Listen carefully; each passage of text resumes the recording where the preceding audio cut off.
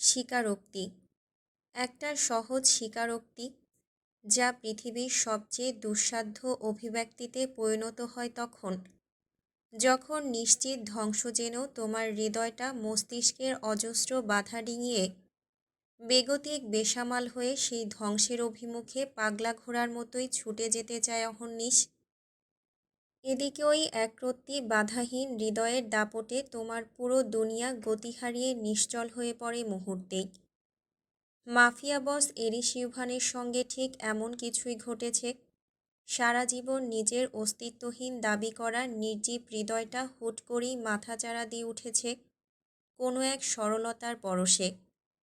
একজোড়া নীল চোখের গভীরে দানা বেঁধেছে সুপ্ত অনুভূতির দেয়াল। পৈশাচিক বিধ্বংসী মস্তিষ্কটা যত বেশি সেই অনুভূতিগুলোকে উপেক্ষা করতে চাইছে তত বেশি বেড়ে যাচ্ছে অন্তর্দহন। এরিসের সুকৌশলী গতিহীন ষষ্ঠ ইন্দ্রিয় বুঝতে পেরেছে ওর দিশাহীন হৃদয় সত্তাটা প্রেমে পড়েছে, খুব ভয়ঙ্কর রকমের প্রেমে। অথচ তীক্ষ্ণ গুরুগম্ভীর অগ্নিস্ফুলিঙ্গের মতো জ্বলন্ত মস্তিষ্কটা এসব তুচ্ছ অনুভূতি মানতে নারাজ। অবশেষে গতকাল রাতে এক বৃষ্টিস্নাত নীলাম্বরীকে সাক্ষী রেখে মাফিয়া বস মেনে নিয়েছে নিজের হৃদয়ের অপারগতা। এক নিমিষে ভেঙে দিয়েছে মস্তিষ্ক আর হৃদয়ের মাঝে বাধা হয়ে দাঁড়ানো শক্তপোক্ত সেই স্বীকারোক্তির মহাপ্রাচীর। এরিস খুব ভালো করেই জানে এই অনুভূতির কোনো নাম নেই, আর না আছে কোনো ভবিষ্যৎ। ও এটাও জানে ঈশানী নামক মায়ালতার গভীর নীল চোখের মাঝেই হয়তোবা ওর ধ্বংস অবধারিত। তবুও যন্ত্রণাদায়ক দগ্ধ এই অনুভূতিকে নিজের কড়া হৃদয়ের এক কোণে নির্দ্বিধায় ঠাঁই দিয়েছে এরিস ইউভান। গন্তব্যহীন নিরন্তর মরীচিকায় হারিয়ে যাওয়ার মতোই অকস্মাৎ প্রণয়ের মাঝে সমুদ্রে ঝাঁপ দিয়েছে ওর তিমিরে ঢাকা কুৎসিত জীবনটা। পিছু হাঁটার সুযোগ নেই, তাই তো এবার সম্মুখে দাঁড়িয়ে সকল বাধাকে মোকাবেলা করতে প্রস্তুত স্বয়ং মাফিয়া বস। ভর সন্ধ্যাবেলা অফিস কামরায় বসে ধ্যানমগ্ন এরিস। মুহূর্তটা ভীষণ জটিল। মাফিয়া সাম্রাজ্যে সরলতার কোনো স্থান নেই, এটা এরিস আগেও জানত, আর এখনও জানে। তাও এই পেন্ট হাউসের আনাচে কানাচে ঘুরে বেড়ানো একচিলতে সরলতার সুরক্ষা নিশ্চিতের দায়ভারে মুখিয়ে আছে ওর বিষণ্ণ হৃদয়টা। মাথার মধ্যে কিছু একটা চলছে, সেই ভাবনায় নিষ্প্রভর দুই চোখ। ভেতরে আসব। তুষারের আকস্মিক আগমনে ভাবনা থেকে ছিটকে বেরিয়ে এলো এরিস। চোখের পাতায় এক পল ছেড়ে ভেতরে আসায় সায় জানালো বিনা বাক্যে। অনুমতি পেয়ে লম্বা লম্বা পা ফেলে ভেতরে প্রবেশ করে তুষার। সব সময়ের মতো হাতে থাকা আইপ্যাডটা এরিসের দিকে এগিয়ে দিয়ে বলতে শুরু করে আন্ডারওয়ার্ল্ডের বিভিন্ন খবরাখবর। আইপ্যাড স্ক্রলিং করতে করতে অত্যন্ত গম্ভীর কণ্ঠে এরিস শুধালো, দুবাই মিশনের কি খবর? Almost successful. গোল্ডবার ভর্তি কাবার্ড ভ্যানগুলো খুব শীঘ্রই মরুভূমি ধরে বর্ডার ক্রস করবে, তারপর সোজা ক্রুজ শিপে। ধাতস্থ হয়ে জবাব দেয় তুষার। এরিস পুনরায় বলে ওঠে, এত বড় একটা মিশন ফেলে রেখে চলে আসাটা কি ঠিক হলো? জিভের আগায় শুষ্ক অধর ভেজালো তুষার। তপ্ত স্বরে জবাব দিল, কালকের প্রোগ্রামটাও কম ইম্পর্ট্যান্ট ছিল না এরিস। ব্লাড ডায়মন্ড নিলামে ওঠার কথা ছিল কাল, অথচ ধূর্ত ড্যানিয়েল হুট করেই ব্লাড ডায়মন্ডের পরিবর্তে একটা স্লাটকে তুলে দিল। কিছুতে একটা চলছে ওর মাথায়। কপাল জুড়ে চিন্তার ভাঁজ আটল এরিস। শকুনের মতো স্থির দৃষ্টি জুড়ে ঠিকরে পড়ছে কৌতূহল। এরিসের ভাবনায় জুৎসই ঢেউ তুলে দিতে তুষার বলে উঠল, কাল একটা অঘটন ঘটে গিয়েছে। তড়াক করে চোখ তুলে চাইল এরিস। মুখমণ্ডলের গাম্ভীর্য ভাবটা অটল রেখে বলল, ক্লিয়ার করো। আমার মনে হয় কাল প্রোগ্রামে এত কৌশল অবলম্বনের পরেও মিস ব্লু আইট অ্যাঞ্জেলকে ঠিকই চিনে ফেলেছে ড্যানিয়েল। Who cares? জিভের আগায় গাল ঠেলে বিদ্রুপাত্মক স্বরে জবাব দিল এরিস। তুষার বলল, কিন্তু আমার দুশ্চিন্তা অন্য জায়গায়। ভ্রু বাঁকালো এরিস। ফের তপ্ত স্বরে জবাব দিল তুষার। সেদিনের অজ্ঞাত এসপায়ার ক্যামেরা দুটোরই খোঁজ পাওয়া গিয়েছে। লোকটা ফরেনার, বাংলাদেশি হওয়ার সম্ভাবনাই বেশি।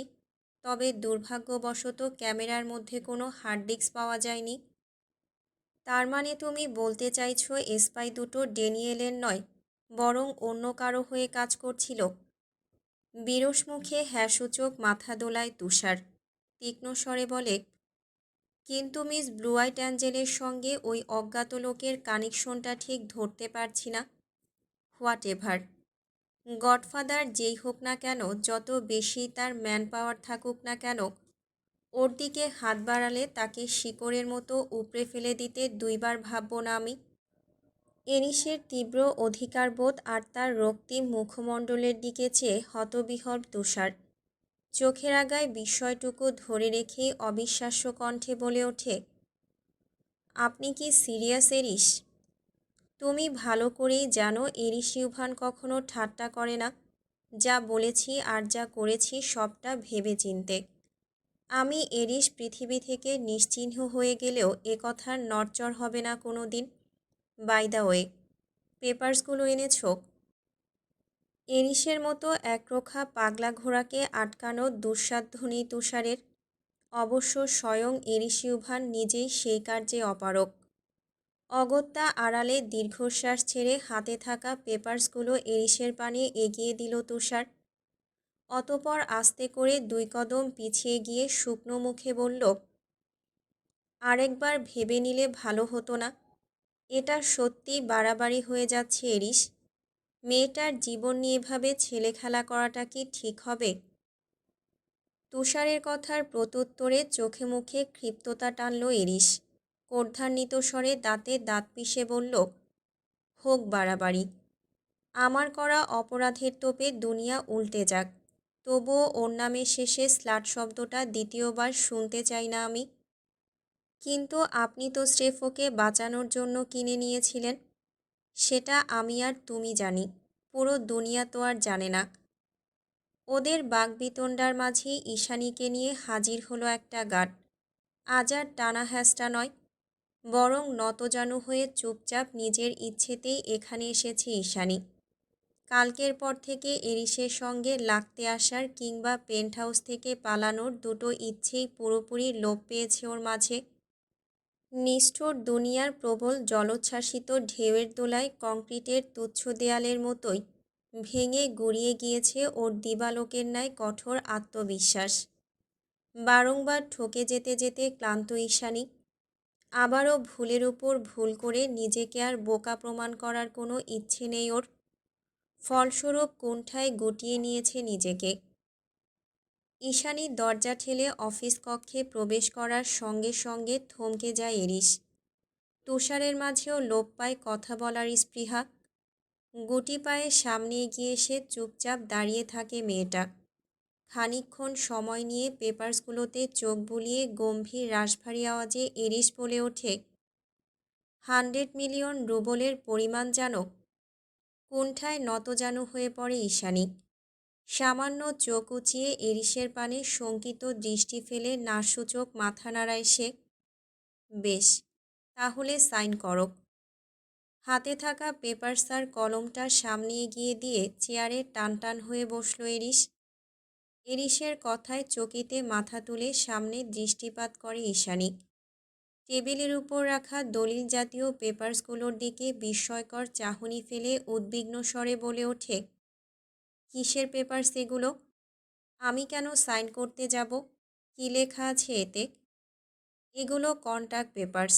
এতে লেখা আছে আমি এরিস ইউভান তোমায় 100 মিলিয়নের বিনিময়ে কিনে নিয়েছি। এবং পালিয়ে যাওয়া তো দূরে থাক, তুমি চাইলেই আমার অনুমতি ব্যতীত এই পেন্ট হাউসের বাইরে পা রাখতে পারবে না কোনো দিন। যদি কোনো দিন পালানোর চেষ্টাও করেছ, তবে 100 মিলিয়নের পুরো দায়ভার গিয়ে পড়বে তোমার পরিবারের উপর। তাদেরকেই টাকাটা পরিশোধ করতে হবে আমায়। আর যদি তারা পরিশোধ করতে অক্ষম হয়, তাহলে আমি ঠিক কী উপায়ে নিজের টাকা উসুল করে নিতে পারি সেটা নিশ্চয়ই তোমাকে নতুন করে এক্সপ্লেন করতে হবে না। এতক্ষণ ধরে সব কিছু শুনে মাথায় যেন আকাশ ভেঙে পড়ে ঈশানীর। এতদিন ওকে নিয়ে যা ইচ্ছে করেছে, আর এখন পরিবারকেও এসবের মাঝে টেনে আনতে চাইছে। এই লোকটা এত নিকৃষ্ট কেন? কেমন করেই বা এই মানুষটার প্রতি উন্মাদের মতো ভালোবাসা জন্মেছিল হৃদয়ে? সেসব ভেবে এখন অবিশ্বাসের তোড়ে মাথা ঘুরে ওঠে ঈশানীর। এক্সপ্লেন শোনা হয়ে গেছে, এবার সাইন করো। ঈশানীর ভাবনার মাঝে পুনরায় বলে ওঠে এরিস। ওর কথায় মুহূর্তেই শান্ত মস্তিষ্কটা তিরিক্ষি হয়ে ওঠে ইস্যুর। ও তৎক্ষণাৎ ঘোর আপত্তি জানিয়ে তেতে উঠে বলে, অসম্ভব। পেয়েছেনটা কি? আপনি যদি আমাকে কিনে থাকেন তবে সেই টাকার দায়ভার শুধুমাত্র আমার। অযথা পরিবার কেন টানছেন? আমি কিছুতেই সাইন করব না এখানে। ঈশানীর কথার পাছে এরিস নির্বিকার হয়ে তুষারের পানে দৃষ্টি নিক্ষেপ করে বলে, তুষার, ঈশানীর পরিবারে কে কে আছে? ঈশানীর আতঙ্কিত চেহারার পানে একপল দৃষ্টি ফেলে নির্দ্বিধায় বলতে আরম্ভ করে তুষার। বৃদ্ধা নানি মা রোকেয়া প্রাচী আর একমাত্র বোন। বাক্য শেষ করতে পারল না তুষার। ওর কথা জিহ্বায় আটকে দিয়ে আচমকা এরিসের মুখোমুখি হয়ে দাঁড়িয়ে চেঁচিয়ে ওঠে ঈশানী, আমার পরিবারকে শুধু শুধু কেন টানছেন? ওরা কি ক্ষতি করেছে আপনার? মেয়েটার টলমলে অশ্রুসিক্ত গাঢ় নীল চোখ জোড়া ছিল এরিসের খুব কাছে, একেবারে মুখের সামনে, যা দেখা মাত্রই আপনা আপনি শ্বাসরোধ হয়ে আসে এরিসের। তৎক্ষণাৎ চোখ বুজে চোয়াল শক্ত করে তপ্তস্বরে বলে ওঠে, চোখ নামাও। মাফিয়া বসের গমগমে আওয়াজে কুণ্ঠিত হয় ভীত সন্ত্রস্ত মেয়েটা। সহসা চোখ নামিয়ে ঠোঁট ভেঙে ফুপিয়ে কেঁদে উঠে বলে, ওরা কোনো দোষ করেনি। যা করার আমি করেছি। যার শাস্তি দেওয়ার আমাকে দিন। দয়া করে ওদের কোনো ক্ষতি করবেন না। ক্রন্দনরত ঈশানীর পানে মুখ ফিরিয়ে তাকালো না এরিস। পেন্টিংবিহীন কালো কুচকুচে দেয়ালের দিকে সম্পূর্ণ মনোযোগ স্থির করে ফের হুকুম করল মেয়েটাকে, পরিবারের ভালো চাইলে সাইন করো। যত দ্রুত সাইন করে চুক্তি সম্পাদন করবে তত দ্রুতই আশঙ্কামুক্ত হবে তোমার পরিবার। মেয়েটা কাঁদছিল খুব। ভেবেছিল কেঁদে কুটে যদি খানিক টলানো যায় মাফিয়া বসের সিদ্ধান্ত, কিন্তু ওর ধারণা ভুল।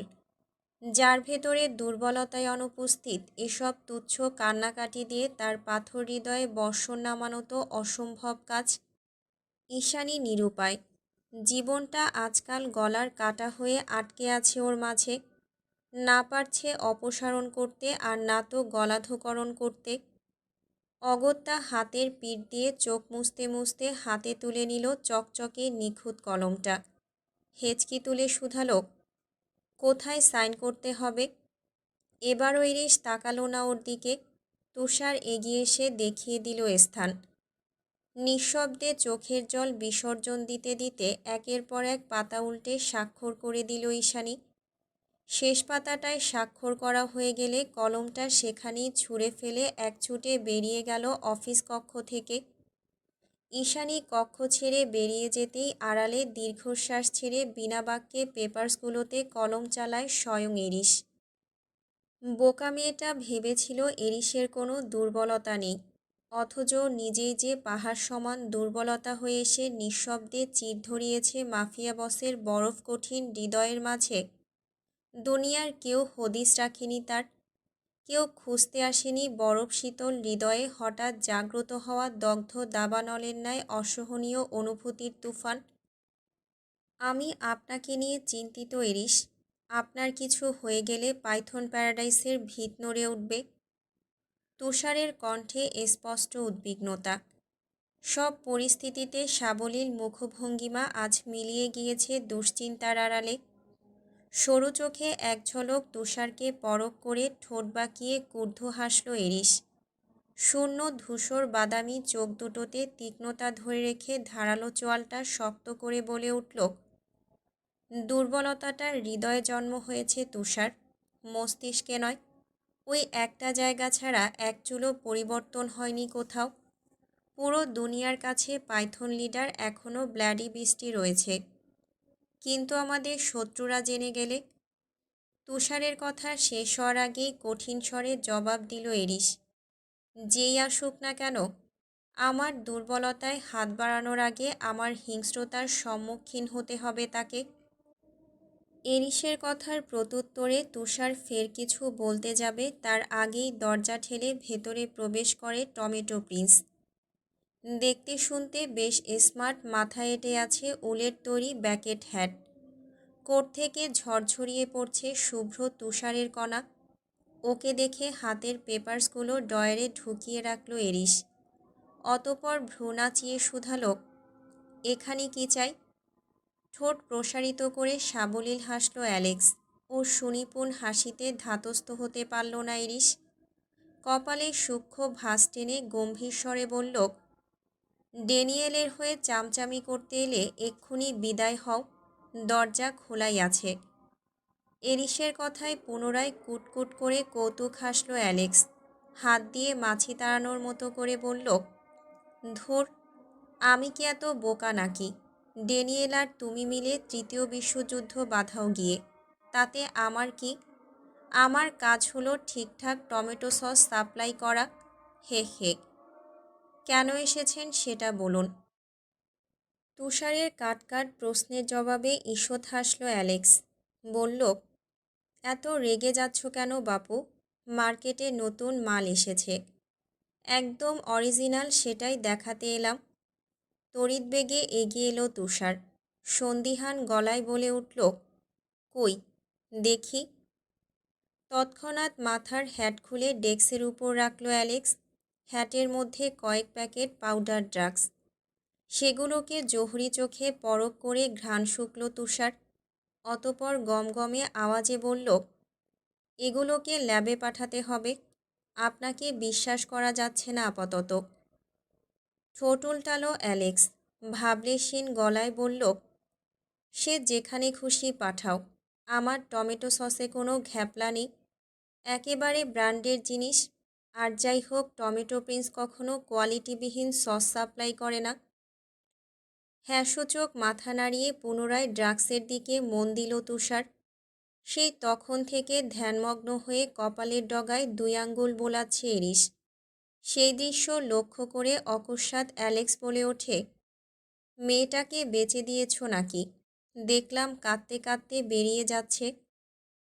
ভাবনা থেকে বেরিয়ে তপ্তশ্বাস ছাড়ল এরিস। অ্যালেক্সের কথার প্রত্যুত্তর করে বলল, পার্মানেন্টলি। যাক, এতদিনে তাহলে সুবুদ্ধি হলো তোমার। ঠিকই বলেছ অ্যালেক্স, এতদিনে পার্মানেন্টলি নিজের স্বার্থে কিছু করলাম। ঠিক বুঝলাম না। বুঝতে যাবেন না, কারণ এরিস আপনাকে কৈফিয়ত দেবে না। তুষারের কথায় চকিতে ঘাড় ঘোরালো অ্যালেক্স। অধৈর্য হয়ে বলল, তোমরা দুজন এমন কেন বলো তো? সোজা কথা কখনো সোজাভাবে বলো না। অ্যালেক্সের কথার পাছে ফোঁস করে দীর্ঘশ্বাস ছাড়ে তুষার। বিরস মুখে বলে, জানি না। কাঁদতে কাঁদতে ছুটে এসে রুমে প্রবেশ করতেই ঈশানী দেখল ফ্লোরা বসে আছে। ওকে দেখে মেয়েটা ঠোঁটের আগায় মিষ্টি সম্মোহনী হাসি ঝুলিয়ে বলল, তোমার জন্যই বসেছিলাম, কোথায় গিয়েছিলে বলো তো? ফ্লোরাকে দেখে কান্নার বাঁধ ভেঙে গেল ঈশানীর। ও দিশেহারা হয়ে দৌড়ে এসে 2 হাতে জাপটে ধরল মেয়েটাকে। অতপর ফুঁপিয়ে উঠে বলল, তুমি কবে ফিরলে ফ্লোরা? আমি তোমাকে বড্ড মিস করেছি। এতদিন একসঙ্গে থাকলেও অন্তর্মুখী মেয়েটার মুখ থেকে কখনো এহেন আবেগঘন কথাবার্তা শুনিনি ফ্লোরা। আজ হঠাৎ কেঁদে কেঁদে এসব বলছে দেখে ওর পিঠে আলতো হাত বোলালো। আদুরে স্বরে জবাব দিল, কালই ফিরেছি, কিন্তু তুমি পেন্ট হাউসে ছিলে না। আর এভাবে কাঁদছ কেন? কি হয়েছে? তুমি কি আবারও পালানোর চেষ্টা করেছিলে ইস্যু? প্রত্যুত্তরে হাসূচক মাথা নাড়ালো ঈশানী। ঈশানীর মনোসম্মতিতে আতঙ্কিত হয়ে এক ঝটকায় ওকে নিজের থেকে সরিয়ে দিল ফ্লোরা। প্রচণ্ড ঘাবড়ে গিয়ে উদ্বিগ্ন স্বরে বলে, হায় ঈশ্বর, কি বলছো? তুমি আবারও একই ভুল কিভাবে করলে ইস্যু? এরিস নিশ্চয়ই খুব রেগে আছে। তোমাকে কঠিন কোনো শাস্তি দেয়নি তো আবার? দেখি তো। ভয়ার্ত দৃষ্টিতে ঈশানীর হাতে পায়ে নজর বোলায় ফ্লোরা। ঈশানী ওকে থামিয়ে দিয়ে কাঁদতে কাঁদতে বলে, ও আমার কিছুই করেনি, কিন্তু অনেক কিছু করেছে। সবেগে ভ্রুকুঞ্চিত করে নিল ফ্লোরা। বলল, মানে? সে অনেক কথা, কিন্তু তোমার পাশে ওগুলো কি? ঈশানীর দৃষ্টি অনুসরণ করে চোখ ঘোরালো ফ্লোরা। পাশে রাখা ছোট ছোট কাচের বোতলগুলো দেখিয়ে কুটকুটিয়ে হেসে বলল, এগুলো ভদকা, আমার দাদির নিজ হাতে বানানো, একেবারে অথেন্টিক টেস্ট। তোমার সাথে পান করব বলেই নিয়ে এসেছি। তুষারপাত দেখে দেখে এটা পান করতে দারুণ লাগে। ফ্লোরার কথায় কান্নাকাটি ভাব মুহূর্তেই উবে গেল ঈশানীর। চোখে মুখে জড়ো হলো ভীষণ অনীহা। গলার স্বর খাদে নামিয়ে মেয়েটা বলল, ইউ, এসব আমি খাই না একদম। কেন, ক্রিসমাসেও খাও না? না না, আমাদের দেশে এসবের ওভাবে প্রচলন নেই। ভালোই হলো, আজকে তাহলে একটু টেস্ট করো। দেখবে হৃদয়ে জমানো সব দুঃখ এক নিমিষে কেমন হাওয়ায় মিলিয়ে গিয়েছে। সন্দিহান দৃষ্টি ফেলে ফ্লোরার হাসি হাসি মুখের পানে চাইল ইস্যু। অবিশ্বাস্য কণ্ঠে শুধালো, সত্যি বলছো? সব কষ্ট চলে যাবে? ঝপাঝপ উপর নিচ মাথা নাড়ালো ফ্লোরা। ফের নাকচ করে ঈশানী বলল, না বাবা, থাক। আবার যদি মাতাল হয়ে ভুলভাল কিছু করে ফেলি? আরে ধুর, কিচ্ছু হবে না। তাছাড়া আমি তো আছি, বেশি না, এক প্যাক খেয়ে দেখো। ফ্লোরার কথায় আশ্বস্ত হয়ে হৃদয়ের অসহনীয় ব্যথা ভোলার প্রয়াসে সত্যি সত্যি এক চুমুক পান করল ঈশানী। পান করতে না করতেই মাথাটা ঝিমঝিম করে উঠল ওর। একঘেয়ে বিরক্তির জীবন থেকে ছুটি নিয়ে কোথায় যেন উড়ে যেতে লাগলো ভেতরের কৈশোরিক আত্মাটা। ঈশানীর মনে হলো কয়েক গুণ হালকা লাগছে ওর ভেতরটা। অগত্যার সবটুকু পানীয় শেষ করে তৃপ্তির ঢেকুর তুলে পানপাত্রটা ফ্লোরার নিকট এগিয়ে দিয়ে বোকার মতো হেসে বলে উঠল, আর একটু দাও তো ফ্লোরা। কথা শেষ করে মাত্রই অফিস রুম থেকে বেরিয়েছে অ্যালেক্স। দোতলার সিঁড়ি ভেঙে লাউঞ্জের দিকে এগিয়ে যাচ্ছে সে। হ্যাটের মধ্যে ড্রাগস থাকায় সেটা আপাতত রেখে এসেছে অফিস কামরায়। অগত্যা খালি মাথায় এখন তুষার ডিঙিয়ে গাড়ি পর্যন্ত যেতে হবে তাকে। নিজের স্টাইলিশ চুলের মাঝে হাত বোলাতে বোলাতে এগোচ্ছিল সে। ঠিক সেই সময় ঝড়ের বেগে তার অত্যন্ত প্রিয় চুলের উপর হামলে পড়ে এক অতীব সুন্দরী রমণী। মাঝরাতে শেওড়া গাছের ভয়ানক সেই মানবীর মতোই অকস্মাৎ আক্রমণ করে। পেছন থেকে দুই হাতে অ্যালেক্সের চুল খামচে ধরে ঝাঁকাতে থাকে আপন শক্তিতে। পেন্টহাউসের লাউঞ্জে হঠাৎ এহেন আক্রমণে ঘাবড়ালো অ্যালেক্স। মেয়েটাকে জোরহস্তে ছাড়ানোর পায়তারা করে বলতে লাগলো, আরে আরে, এরিসিদানিং ঘরের মধ্যে পেতনি টেতনিও পুষছে নাকি? মানে নিজের টেরিটরি সুরক্ষিত রাখার জন্য শেষমেশ পেতনি? অ্যালেক্সকে কথা বলার ফুরসত না দিয়ে মেয়েটা ঝাঝালো গলায় বলে ওঠে, আবার এসেছিস শয়তান, তুই একটা হাড়ে হাড়ে বজ্জাত। টমেটো সসের নাম করে মাফিয়াদের কাছে ড্রাগস বেচে বেড়াস, আবার ঢং করে নাম দেওয়া হয়েছে টমেটো প্রিন্স। বজ্জাত লোক, তুই হলি গিয়ে ড্রাগস প্রিন্স।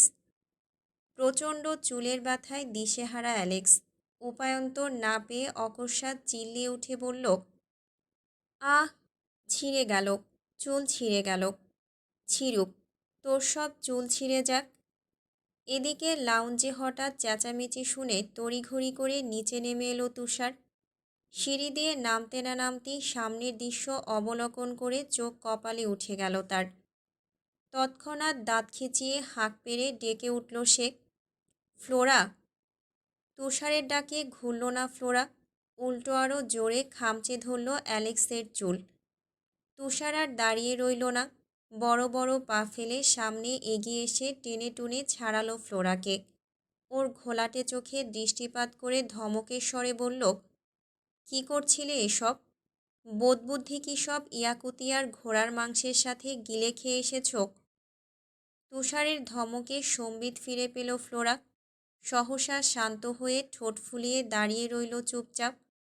অ্যালেক্স নিজের এলোমেলো চুলগুলোকে হাতের সাহায্যে ঠিকঠাক করতে করতে চোখ ফেরালো ফ্লোরার পানে। ফর্সা মেয়েটার রক্তিম গাল আর ফোলানো ঠোঁটের দিকে চেয়ে নিঃশব্দে হেসে উঠে বলল, শি ইজ সো কিউট। তৎক্ষণাৎ ওকে আড়াল করে দাঁড়ালো তুষার। নিজের চিরাচরিত স্বভাবে ফিরে এসে রাশভারী আওয়াজে বলল, পেন্টহাউসের কোনো কিছুতে নজর দেওয়া সম্পূর্ণ নিষেধ। তুষারের কথায় তাচ্ছিল্য করে হাসল অ্যালেক্স। ফ্লোরাকে আরও একবার গভীর নজরে পরখ করে বলল, আমার যেটা ভালো লাগে সেটাতে বারবার নজর দিই আমি। কথা শেষ করে আর এক মুহূর্ত দাঁড়ায় না সে। পেছনে ঘুরে গটগটিয়ে বেরিয়ে যায় পেন্টহাউস থেকে। অ্যালেক্স যেতে না যেতেই পেছনে ঘাড় ঘোরালো তুষার। টলতে থাকা মেয়েটার দিকে কঠোর দৃষ্টি নিক্ষেপ করে বিরক্তির স্বরে বলল, কী সমস্যা তোমার? ঝাঁপিয়ে পড়ার আর মানুষ পেলে না? শেষমেশ কিনা ওই হাদারামটার উপর।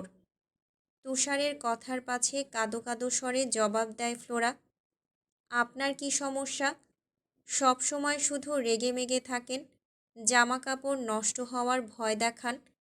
আপনার জন্য গ্রামে গিয়ে পর্যন্ত শান্তি নেই, স্বপ্নেও জামা কাপড় কাচতে হয়। সারাক্ষণ ভয়ে থাকি কখন যেন আবার জামা কাপড়ের খুঁত ধরে ঠুস করে গুলি মেরে ফুস করে জীবনের ইস্তফা ঘটিয়ে দেন। মাফিয়া মানুষ আপনাদের মোটেও বিশ্বাস নেই। ফ্লোরার এত এত অভিযোগের পাছে দীর্ঘশ্বাস ছাড়ল তুষার। শান্ত ভরাট কণ্ঠে বলল, বুঝেছি, আমার উপর তোমার অনেক রাগ। ওই কারণেই দুবাই থেকে একটা জিনিস এনেছি তোমার জন্য। ফ্লোরার মাতাল চাহনিতে উৎকণ্ঠা। মেয়েটা খুশির চোটে আহ্লাদি গলায় বলল, সত্যি বলছেন? আমার জন্য কি এনেছেন? তুষার পকেট থেকে একটা হ্যান্ড ক্রিম বের করে ফ্লোরার হাতে ধরিয়ে দিয়ে বলল, এটা এখন থেকে জামা কাপড় ধোয়ার পরে সব সময় এটা ব্যবহার করবে। দেখবে হাত আর খসখসে হবে না, আরও বেশি কাপড় কাচতে পারবে। তুষারের উপহারার কথা দুটোই মাত্রাতিরিক্ত উত্তেজিত করে দিয়েছিল ফ্লোরাকে, যার দরুন নিজেকে আর সামলাতে পারেনি মেয়েটা। তৎক্ষণাৎ চেতনা হারিয়ে ঠাস করে মুখ থুবড়ে পড়ে যায় মেঝেতে। নিস্তব্ধ নিঝুম রাতে নিজের তীক্ষ্ণ অক্ষিযুগল ম্যাকবুকে নিবদ্ধ করে রুমেই বসেছিল এরিস। ঠিক তখনই নূপুরের রিনঝিন আওয়াজের তালে সকল নিস্তব্ধতার ইতি টেনে অসচেতন কদম ফেলে মাফিয়া বসের ঘরের মধ্যে পা বাড়ায় এক সরলতায় জড়ানো উন্মাদ নীলাম্বরী। নীলাম্বরী সেই ঝংকার তোলা নূপুরের আওয়াজ চকিতে কেড়ে নেয় মাফিয়া বসের এলোমেলো মস্তিষ্কের সবটুকু মনোযোগ। ডিসেম্বরে তুষারপাতে শ্বেতরঙা চাদর মুড়ি দিয়ে অসহনীয় হিমশীতল ঠান্ডায় জুবুথুবু হয়ে কাঁপছে প্রকৃতি। তাপমাত্রা ঝুলে আছে -30-তে। রাত যত গভীর হচ্ছে ততই মাইনাসের কাঁটায় যোগ হচ্ছে রোমান সংখ্যারা। এবছর ডিসেম্বরের অন্যতম শীতল রাত্রি বোধহয় আজ, অথচ কৃত্রিম তাপমাত্রা নিয়ন্ত্রকের উষ্ণতায় ঘিরে আছে পুরো পেন্টহাউস। রাতের অন্তিম প্রহর চলমান, কাচের দেয়ালের পর্দাগুলো আলতোভাবে টেনে রাখা, যার দরুন ল্যাম্পপোস্টের বিস্তার আলোর নিশানা ধরে যতদূর চোখ যায় ততদূর অবধি দৃশ্যপট ভেসে ওঠে কেবল বরফের আস্তরে ডুবে যাওয়া জংলা ক্রিসমাসের গাছগুলোতে। ঘুটঘুটে অন্ধকারের মাঝে হলদে হ্যাজাক জ্বালিয়ে জঙ্গল পাহারায় কর্মরত নাইট ওয়াচের মতো কালো পোশাকধারী একদল গার্ডস। কোনো এক অজ্ঞাত কারণে পাইথন টেরিটরিতে দ্বিগুণ সুরক্ষা নিশ্চিত করা হয়েছে ইদানিং। জঙ্গলের পথ অতিক্রম করে একটা কাকপক্ষীরও প্রবেশ করার সাধ্য নেই পেন্টহাউসে। তবুও কাজের ফাঁকে ফাঁকে ল্যাপটপ থেকে চোখ সরিয়ে দুই একবার অবিরত তুষারপাতের দিকে দৃষ্টিপাত করে এরিস। রুমের মাঝে খুব একটা আলো নেই। বেডসাইড টেবিলে ডিম লাইট জ্বালানো শুধু। আজ রাতটা পেন্টহাউসেই অতিবাহিত করবে এরিস। অগত্যা মাঝরাতে শরীরে কালো রঙের স্কিনি স্যান্ডো গেঞ্জি চড়িয়ে ল্যাপটপ নিয়ে বসেছিল বিছানায়। ঘুম জিনিসটা বোধহয় সত্যি ঈশ্বরের এক নিদারুণ ব্লেসিং। সবাই সেটা লাভ করতে পারে না। এরিস তার মধ্যে অন্যতম। পাহাড় সমান পাপ গ্রাস করে রেখেছে ওকে। ফলস্বরূপ ঘুমের প্রবণতা হারিয়েছে বহু আগেই। নিস্তব্ধ নিঝুম স্নোফলের রাতে পুরো পেন্টহাউস যখন ঘুমে আচ্ছন্ন, তখনও নির্ঘুম চোখ দুটো মেলে তৃষ্ণার্ত চাতকের ন্যায় ল্যাপটপ স্ক্রিনে দৃষ্টিপাত করে আছে এরিস। তন্মধ্যে সকল নিস্তব্ধতার ইতি টেনে শুনশান করিডোর ছাপিয়ে ভেসে আসে রিঞ্ঝির নূপুরের বেসামাল ঝংকার। চকিতে চোখ ঘোরায় সে। দৃষ্টিগত হয় নিরিবিলি রাতে নিষিদ্ধ মাফিয়ার অন্ধকার ঘরে সরলতার ছন্নছাড়া আগমন। মেয়েটাকে এলোমেলো লাগছে। যুবথুবু সর্বাঙ্গ জুড়ে মিশে আছে অকৃত্রিম মাদকীয়তা। বেঘোরে টালমাটাল সে। হেলে দুলে এদিকে এগিয়ে আসছে। গাঢ় নীল চোখজোড়া ঘুরে আচ্ছন্ন, তবুও গমরঙা পেলব মুখশ্রী জুড়ে ঠিকরে পড়ছে লাবণ্যতা। সামনের দিকে একপল নজর বুলিয়ে থমকালো এরিস। মেয়েটার হঠাৎ আগমন নিয়ে ভাবনায় ডুবল কিয়ৎক্ষণ। পরক্ষণেই চিরাচরিত কঠিন রূপে ফিরে এসে রাশভারী কণ্ঠে বলল, এখানে কি চাই? আজ আর সংশয় দেখা গেল না নীলাম্বরীর দুচোখে। আর না তো সে চোখ নামালো কুণ্ঠায়। উল্টো এরিসের কথায় বিন্দু পরিমাণ তোয়াক্কা না করেই ছুটে এসে এক লাফে উঠে দাঁড়ালো খাটের উপর। ঈশানীর হঠাৎ কাণ্ডে বিভ্রান্তি ছড়িয়ে পড়ে মাফিয়া বসের চোখে মুখে। তৎক্ষণাৎ বিছানা ছেড়ে দাঁড়িয়ে পড়ল এরিস। খাটের উপর দাঁড়িয়ে টলতে থাকা মেয়েটার দিকে তীক্ষ্ণ নজরে তাকিয়ে সন্দিহান গলায় বলল, আর ইউ ড্রাঙ্ক? হুম, মন ভালো হওয়ার ওষুধ খেয়েছি শুধু। চোখ বুজে বেঘোরে টলতে টলতে জবাব দেয় ঈশানী। হোয়াট? অবিশ্বাসের ঝংকার বেরিয়ে আসে এরিসের পুরুষালী কণ্ঠনালী ভেদ করে। ফের অস্পষ্ট আওয়াজে বলে ওঠে মেয়েটা, ঠিকই শুনেছেন। ফ্লোরা বলেছে ব্যথা ভোলার ওষুধ ছিল এটা। বাক্যটুকু শেষ করে অকস্মাৎ শরীর ছেড়ে দিয়ে দুই হাতে এরিসের গ্রীবা জড়িয়ে ধরে ঈশা। মেয়েটার আকস্মিক কাণ্ডে হকচকিয়ে ওঠে এরিস। চট করেই জমে বরফপিণ্ডে রূপান্তরিত হয় মাফিয়া বসের সিংহের মতো রগরগে আত্মাটা। প্রচণ্ড উত্তেজনায় হৃৎপিণ্ড ফেটে পড়ার উপক্রম। তাও নিয়ন্ত্রণহীন অবচেতন মেয়েটাকে নিজের থেকে সরালো না এরিস। দুই হাত মুষ্টিবদ্ধ করে স্থির হয়ে রইল সেখানে। ঈশানী এখনও খাটের উপর দাঁড়িয়ে। এরিসের মাত্রাতিরিক্ত বেসামাল হৃদয়ে আবারও ভূকম্পন বাঁধিয়ে দিয়ে ওর বলিষ্ঠ কাঁধের উপর আচানক চিবুক ঠেকালো ভীত মেয়েটা। অতঃপর চোখ বন্ধ রেখে অস্পষ্ট আওয়াজে বিড়বিড় করে বলল, জানেন, আমার অনেক ব্যথা। হৃদয়টা ভেঙে তছনছ। ওই মাফিয়া এরিস একটা অত্যাচারী ও একটা সত্যিকারের জানোয়ার। ঘৃণা করি আমি ওকে। মুহূর্তেই সবটুকু অনুভূতির জোয়ার গ্রাস করে নিল নিদারুণ তিক্ততা। এতক্ষণের থমকে থাকা মস্তিষ্কটা ফিরে গেল তার চিরাচরিত পৈশাচিক সত্তায়। চোখের মাঝে নেমে আসা সুপ্ত সাবলীল ভালো লাগাটুকু উবে গিয়ে অক্ষিপর ছেয়ে গেল শূন্যতায়। চেতনাহীন ঈশানীর মুখ থেকে বের হওয়া প্রত্যেকটা কথা ছিল বিষাক্ত তীরের ফলার মতোই যন্ত্রণাদায়ক, যা সোজা গিয়ে বিঁধেছে এরিসের বুকের বাম পাশে। হৃদয় এখন রক্তক্ষরণ। তবে মাফিয়া বস সামলাতে জানে নিজেকে। দুনিয়া থেকে আলগোছে লুকাতে পারে তার নিদারুণ কষ্টের পাহাড়। ফলস্বরূপ একই ভঙ্গিমায় স্থির হয়ে দাঁড়িয়ে ফের গম্ভীর গলায় জিজ্ঞেস করল এরিস, সত্যিই ঘৃণা করো? ভার হয়ে আসা মাথাটা জোরপূর্বক ঝাঁকালো ঈশানী। মাতাল স্বরে বলল, করি তো। ওকে আমি ভীষণ ঘৃণা করি। ও আমায় জোর করে আটকে রেখেছে, বাড়িতেও যেতে দিচ্ছে না। এমনকি আমার পরিবারকেও মেরে ফেলার হুমকি দিয়েছে। আপনি জানেন, ও অনেক খারাপ। ঈশানীর কথায় কোনোরূপ প্রতিক্রিয়া করে না এরিস। স্থির চিত্তে দাঁড়িয়ে রয় অকপটে। মনে মনে ভাবতে থাকে শুরু থেকে শেষ অবধি, সত্যিই তো মেয়েটাকে অহেতুক কম কষ্ট দেয়নি ও, এমনকি ওই খারাপ জায়গাটায়। না, আর ভাবতে পারল না ইরিশ। এই মুহূর্তে দাঁড়িয়ে সেসব কথা ভাবতে গেলেও বৃতৃষ্ণায় চোয়াল শক্ত হয়ে আসে ওর। ভীষণ ক্রোধের পারদে নিজেকেই নিজের নিঃশেষ করে দিতে ইচ্ছে হয় এক নিমিষে। মাফিয়া বসের ট্যাটু আবৃত কাঁধের উপর নাক ঘষতে ঘষতে আচমকা ফুপিয়ে ওঠে ঈশানী। ওর চোখ থেকে গড়িয়ে পড়া তপ্ত নোনা জলে ভিজে ওঠে এরিসের বলিষ্ঠ বাহু। সামান্য ঘাড় ফিরিয়ে আর চোখে সেদিকে একপল নজর বুলিয়ে গমগমে আওয়াজে এরিস বলে, কাঁদছ কেন? কে মরেছে? নাসূচক মাথা দোলায় ঈশানী। নাক টেনে বলে, জানেন, আমি একটা বোকা মেয়ে। মেয়েটার অযাচিত কথায় ভেতর ভেতর কৌতূহল ঘিরে ধরল এরিসকে। অগত্যা নিয়ন্ত্রণহীন সূক্ষ্ম মনোযোগটুকু আপাতত ঈশানীর পানে তাক করালো সে।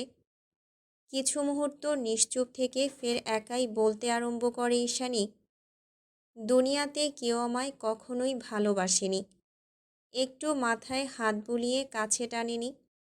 অথচ একটা সত্যিকারের ভালোবাসার মানুষের প্রতীক্ষায় সারা জীবন অপেক্ষার প্রহর গুনেছি আমি। ভেবেছিলাম কেউ না কেউ আসবে, হঠাৎ এসে ভালোবাসার সমুদ্রে তুফান তুলে অহর্নিশ ভিজিয়ে দিয়ে যাবে হৃদয়ের শুষ্ক বেলাভূমিটা। আমাকে ঠিক ততটাই ভালোবাসবে যতটা ভালোবাসা পৃথিবীর কেউ কোনো দিন কল্পনাও করতে পারবে না। সে আমাকে ঠিক ততটাই চাইবে, যতটা চাহিদা এক জীবনে মানুষের জন্য পূরণ করা অসম্ভব। তার প্রেমে আলাদা সুবাস থাকবে, তার মাত্রাতিরিক্ত প্রণয়ের সুবাসে পুলকিত হবে আমার হৃদয়ের প্রতিটা অনুপরমাণু। আমাদের বিষণ্ণ ভালোবাসার রং হবে গাঢ় নীল। তার নিগুড় ভালোবাসার নীলবাথায় মুড়িয়ে যেতে চেয়েছিলাম আমি, কিন্তু এমন কেউই এলো না জীবনে। মনে হয় বিধাতা আমার জন্য কাউকে সৃষ্টিই করেনি। কারণ কি জানেন? কারণ আমি বোকা। বোকা বলেই সবাই আমাকে ঠকায়। ঈশানীর বিরতিহীন কথার মাঝে বাদ সাধল না ইরিশ। এই প্রথমবার মেয়েটার মুখে এতগুলো কথা শুনল ও, তাই বাধা দিতে ইচ্ছে হলো না একদম। এরিসের ভাবনার ছেদ ঘটে ইস্যুর অকস্মাৎ দিক পরিবর্তনে। সে তখন থেকে একই জায়গায় সটান দাঁড়িয়ে আছে এরিস। ওদিকে পেছন থেকে ওর কাঁধে মাথা এলিয়ে দিয়ে খাটের উপর দাঁড়িয়ে অনর্গল কথা বলে যাচ্ছে ঈশানী। এক চিলতে রিনরিনে নেশালো আওয়াজ, অথচ এই মৃদু আওয়াজটুকুই মাফিয়া বসকে এক পায়ে দাঁড় করিয়ে রাখার জন্য যথেষ্ট। কথা বলতে বলতে এক পর্যায়ে এপাশ থেকে ওপাশে মুখ ঘোরায় চেতনাহীন মেয়েটা। সহসা রেশমের মতো ঝুরঝুরে চুলগুলো এলোমেলো ঢেউয়ের মতো আছড়ে পড়ে এরিসের সমগ্র মুখমণ্ডল জুড়ে।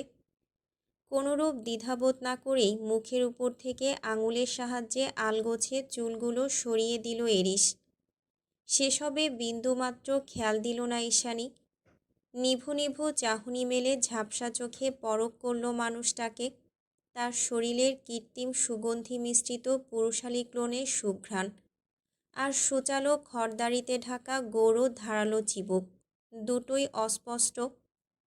চাহনি যতটা ঝাপসা, মস্তিষ্ক ঠিক ততটাই ব্যতিগ্রস্ত, যার দরুন আধো আধো চোখ খুলে ফের বলে ওঠে ঈশানী, আমার প্রথম ভালোবাসা, আমার অরণ্য ঠকালো আমায়।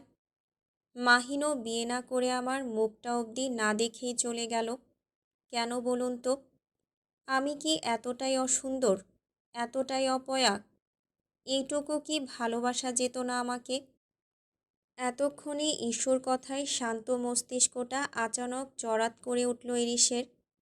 সরল কপালে জড়ো হলো তীক্ষ্ণ গাম্ভীর্যের ভাঁজ। ভেতরে জাগ্রত কৌতূহলের উত্তাপে মুখমণ্ডলে ঘনীভূত হয়েছে রক্তিমাভা। সেভাবেই ঘাড় ঘোরালো এরিস।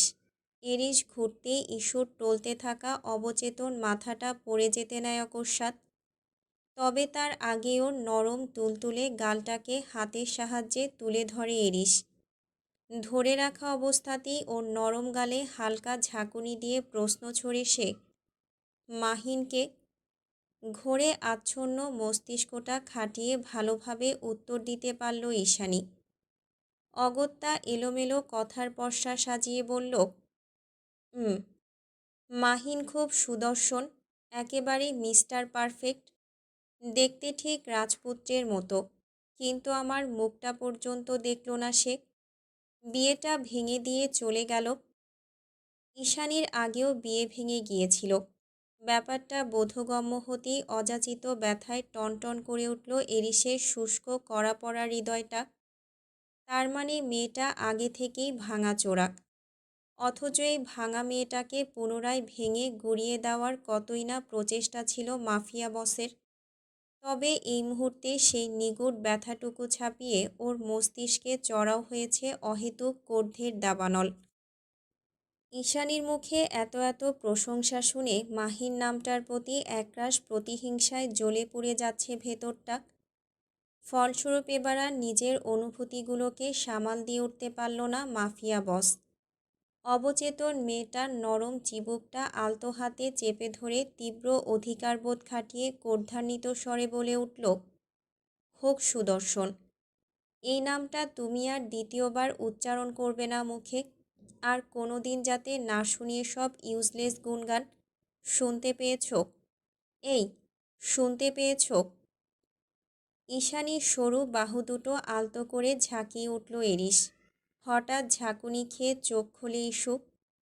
ঘাড়টা কিঞ্চিত কাত করে নিভু নিভু চোখে এরিসের পানে চেয়ে ঠোঁট উল্টে শুধায়, আপনি কি আমায় নিয়ে যেতে পারবেন বাড়িতে? আমি সত্যি এখান থেকে মুক্তি চাই। বাড়িতে না হোক, অন্তত ওই এরিসের হাত থেকে মুক্ত করে অনেক দূরে কোথাও।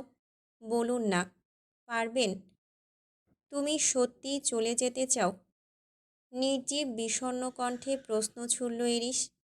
তৎক্ষণাৎ হ্যাঁসূচক মাথা নাড়িয়ে কাঁদো কাঁদো স্বরে জবাব দেয় ঈশানী, বিশ্বাস করুন, আমার এখানে এই পাপের শহরে একটুও থাকতে ইচ্ছে করে না।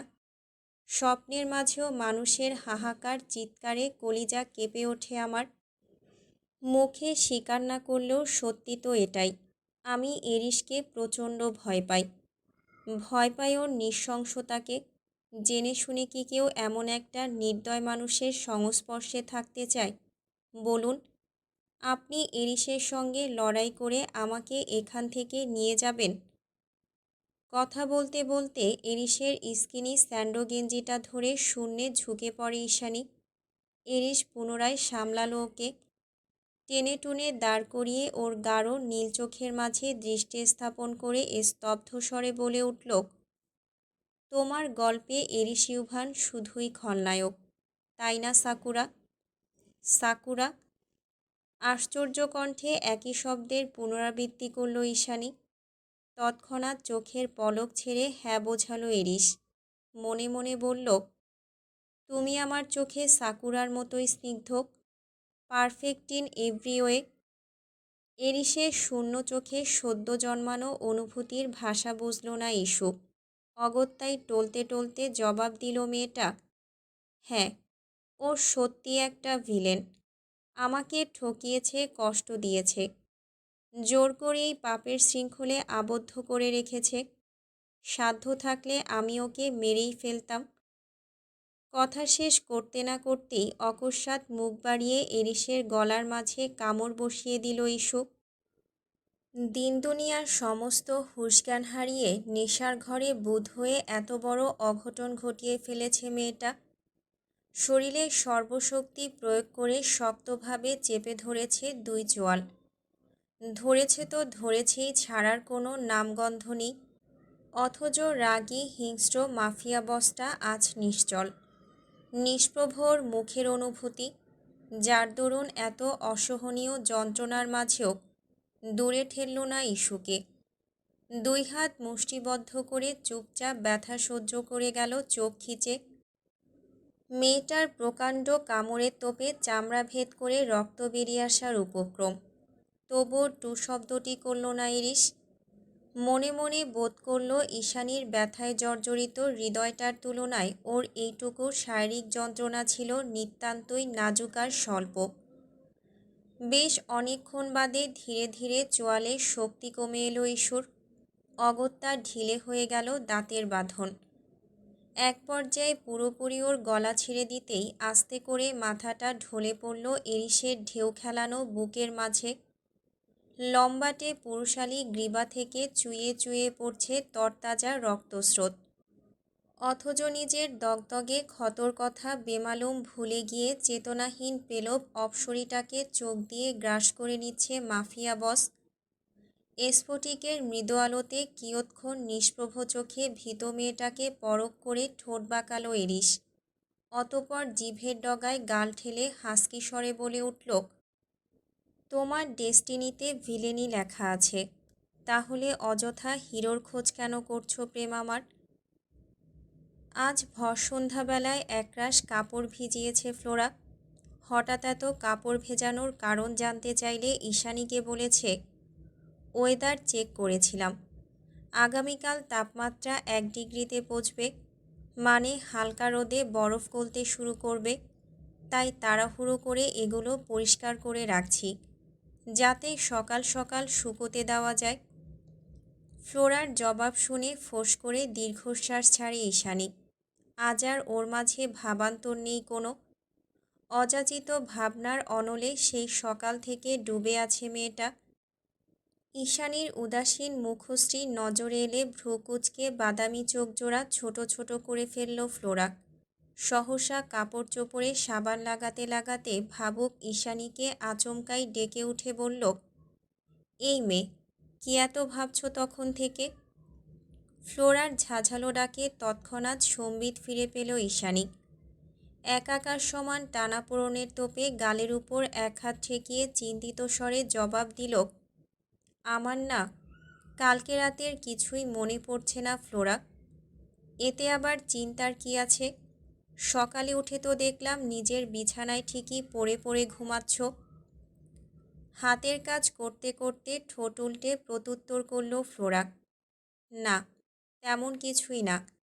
আসলে রুমের কোথাও আমার ওড়নাটা খুঁজে পাচ্ছি না, এমনকি লাউঞ্জেও না। মনের ভুলে যে কোথায় রাখলাম কে জানে। ভবঘুরে মেয়েটা আরও কিছু বলবে তার আর ফুরসত দিল না ফ্লোরা। ইস্যুকে মাঝপথে থামিয়ে দিয়ে তাড়াহুড়ো পায়ে হাত ভর্তি সাবান ফেনা নিয়ে ছুটে গেল লাউঞ্জের দিকে। ফ্লোরার গতিবেগ পর্যবেক্ষণ করে ঘাড় ঘুরিয়ে লাউঞ্জের দিকে উকি দিল ঈশানী। দেখল মাত্রই দরজা ঠেলে ভেতরে প্রবেশ করেছে টমেটো প্রিন্স। ঈশানীর জানা মতে এই লোককে দুচোখে দেখতে পারে না ফ্লোরা, তাহলে আজ হঠাৎ এত তাড়া কিসের ওর? লাউঞ্জের ওদিকে দাঁড়িয়ে ওভারকোটের বরফগুলো ঝেড়ে ঝেড়ে পরিষ্কার করছিল অ্যালেক্স। ঠিক সেই সময় দ্রুত পায়ে ছুটে এলো ফ্লোরা। ফ্লোরাকে দেখা মাত্রই হাতের কাজ থমকে যায় লোকটার, অথচ চোখের সামনে স্থির দাঁড়িয়ে আছে মেয়েটা। অগত্যাই বেহায়া চোখে অধিক বিস্ময়ে তাকিয়ে রইল সোনালি চুলের দুধে আলতা গঠনের ফর্সা মেয়েটার মুখ পানে। টমেটো প্রিন্সের এহেন ধ্যানমগ্ন চাহনিতে কিঞ্চিত বিব্রত ফ্লোরা। তাও জড়সড় হয়ে দাঁড়িয়ে ওকে কুর্নিশ জানালো রুশ মেয়েটা। ঠান্ডা গলায় বলল, কালকের কর্মকাণ্ডের জন্য আমি ভীষণ লজ্জিত, পারলে ক্ষমা করে দেবেন। মেয়েটার সুষ্টি মুখ থেকে বের হওয়া মুক্তদানার মতো বাক্যগুলো কামনার ঢেউ তুলে দিল টমেটো প্রিন্সের উদ্ভ্রান্ত হৃদয়ে। সে ধীর পায়ে সামনে এগিয়ে আসতে আসতে ঈষৎ রাগত স্বরে বলে, হুম, ক্ষমা করে দেওয়ার প্রশ্নই ওঠে না। তাহলে? উদ্বিগ্ন হয়ে চোখ তুলল ফ্লোরা। অ্যালেক্স আরও খানিকটা এগিয়ে এসে ওর সোনালি চুলে 2 আঙ্গুল বুলিয়ে বলল, আই রিপিট, তোমাকে ক্ষমা করার প্রশ্নই ওঠে না। লোকটার পেঁচানো কথায় ভরকালো মেয়েটা। সহসা চোখ মুখ কালো করে বলল, কেন এভাবে বলছেন? দেখুন, আপনি যদি চান তো আমি নিজের ভুলের জন্য আপনার পায়ে ধরতেও রাজি, তবুও অহেতুক ঝামেলা করবেন না দয়া করে। কপট হাসিতে ঠোঁট প্রসারিত করল অ্যালেক্স। বলল, বুঝি না, রিস্কা সব সময় বেছে বেছে কেন ইনোসেন্ট মেয়েগুলোকেই পেন্ট হাউসে রেখে দেয়? কি বললেন? ফ্লোরার কথার প্রত্যুত্তরে লোকটা চোখ নামিয়ে বলে ওঠে, তোমাকে ক্ষমা করার ইচ্ছে নেই, চাইলে অন্য কিছু। নিজের কথাটুকু সম্পূর্ণ করতে পারল না অ্যালেক্স। তার আগেই পেছন থেকে তীক্ষ্ণ স্বরে গলা ছেড়ে ডেকে ওঠে তুষার। ফ্লোরা! তুষারের হঠাৎ ডাকে লাফিয়ে উঠে চকিতে পেছনে ঘুরল ফ্লোরা। দেখল লম্বা পা ফেলে এদিকেই এগিয়ে আসছে তুষার। ওর মুখভঙ্গিমা এখনও স্বাভাবিক, তবে রক্তিম কটমটে চোখ দুটো দেখে মনে হচ্ছে কিছু একটা ঠিক নেই। ফ্লোরার ভাবনার মাঝে লাউঞ্জে এসে দাঁড়িয়ে পড়ে তুষার। অতপর কোনোরূপ কথাবার্তা ছাড়াই আচমকা ওর ফেনা মিশ্রিত হাতটা খপ করে চেপে ধরে হ্যাঁচকা টানে অ্যালেক্সের থেকে কয়েক হাত দূরে সরিয়ে এনে দাঁড় করালো ফ্লোরাকে। হাতের ব্যথায় মেয়েটা মৃদু আর্তনাদে উ করে উঠল ওর পানে চেয়ে। গমগমে আওয়াজে প্রশ্ন ছড়ে তুষার, এখানে কি? তুষারের ক্ষীণ হয়ে যাওয়া রক্তিম চোখের দিকে তাকিয়ে উত্তর দেওয়ার সাহস পেল না ফ্লোরা। সহসাই নতজানু হয়ে দাঁড়িয়ে রইল চুপচাপ। ফ্লোরার হাতটা শক্ত করে ধরে রাখা অবস্থাতেই অ্যালেক্সের দিকে কঠোর দৃষ্টিপাত করে তুষার। ধারালো কণ্ঠে বলে, এখানেই ওয়েট করুন 5 মিনিট, আমি ওকে পৌঁছে দিয়ে আসছি। কথা শেষ করে অ্যালেক্সের প্রত্যুত্তরের অপেক্ষা না করেই ফ্লোরা সমেত কিচেনের দিকে চলে গেল তুষার। ভেতরে গিয়ে মেয়েটাকে স্থির দাঁড় করিয়ে তপ্তস্বরে বলল, কালকে তোমায় নিষেধ করিনি? বলিনি ওই গর্ধবটার সামনে না যেতে? তাহলে আজ আবার ঢ্যাং ঢ্যাং করে ওখানে কেন গেলে? শুষ্ক একটা ঢোক গিলে কণ্ঠনালী ভেজালো ফ্লোরা। মুখ কাচুমাচু করে জবাব দেওয়ার প্রয়াস চালালো কিয়ৎক্ষণ। আসলে আমি ভেবেছিলাম, কালকে আমার বোকামির জন্য যদি আপনাদের কিছু।